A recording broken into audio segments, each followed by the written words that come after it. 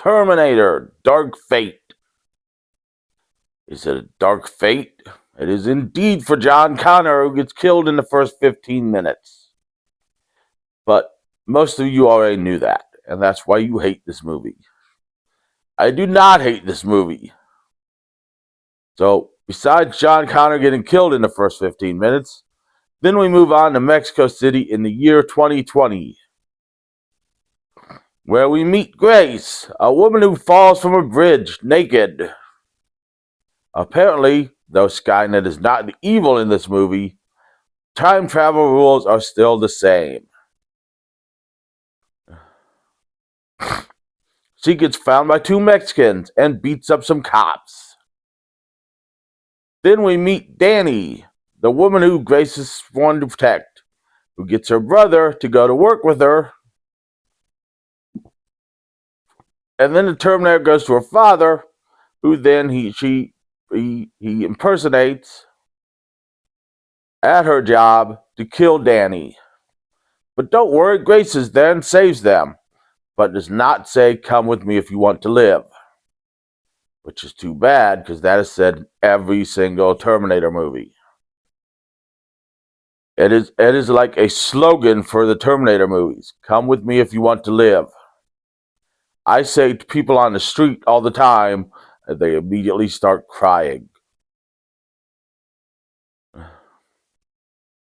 So then we get an action scene which ends with Sarah Connor making an appearance, played by, of course, Linda Hamilton, shooting a Terminator, and her car getting stolen by Grace and Danny, who then proceed to rob a pharmacy.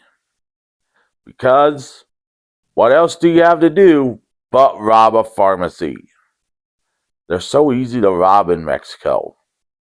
At least that's what it seems from this movie.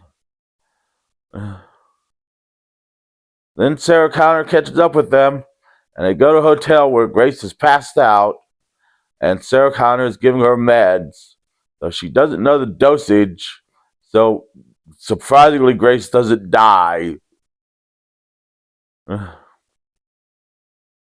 then we all get introduced to each other. And in the future that happens now, Legion is the big enemy, and John Connor is still dead. And we have to go to Laredo, Texas. Now, I'm sad to say these people are going to Texas, because in Texas, Sarah Connor would be killed for her crimes.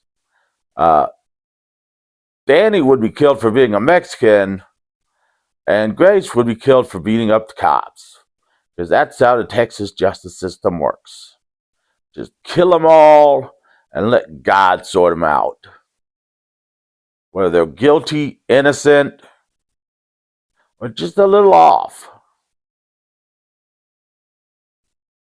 So they meet up with Danny's uncle, who gets them across the border, but the Terminator is there and calls them in and says they're part of the Sinaloa cartel, so they get arrested.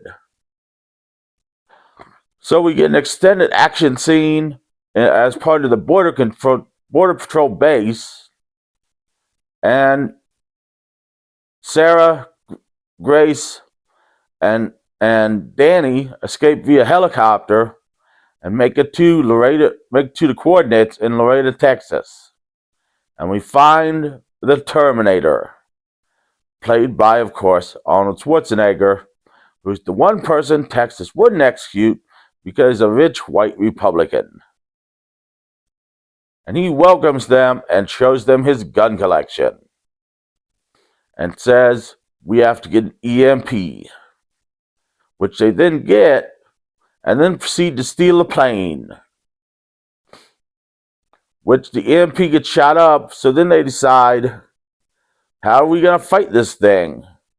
Well, the thing is coming after their plane and destroys their plane, at which point Grace, Sarah, and Danny escape on a Humvee, whose parachute does not slow the Humvee down enough, and it crashes into a dam. And the plane and Arnold Schwarzenegger and the Terminator crash into the water and start fighting. Well,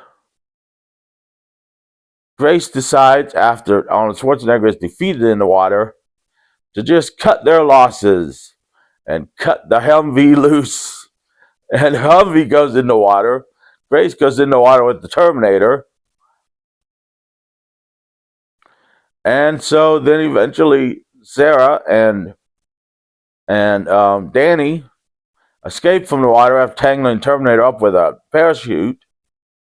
And they all meet at the dam, where they face off in one final battle, where Danny uses Grace's power source to defeat the Terminator, and Arnold Schwarzenegger drags him in the bottom of the thing, drags him in the bottom of the dam, and says, "For John," which is how he ended every one of Sarah Connor's texts, where he told her that Terminators would be for John, though he was the one who killed John.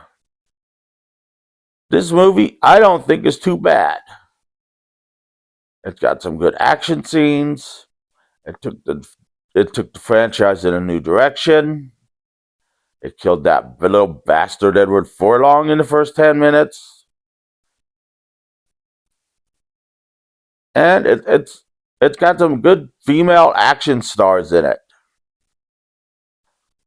Female butt kickers. Female butt kickers are good things. So I actually like this movie. I know I'm going to get hate for that, but I actually like this movie. It's on Paramount Plus. Go watch it.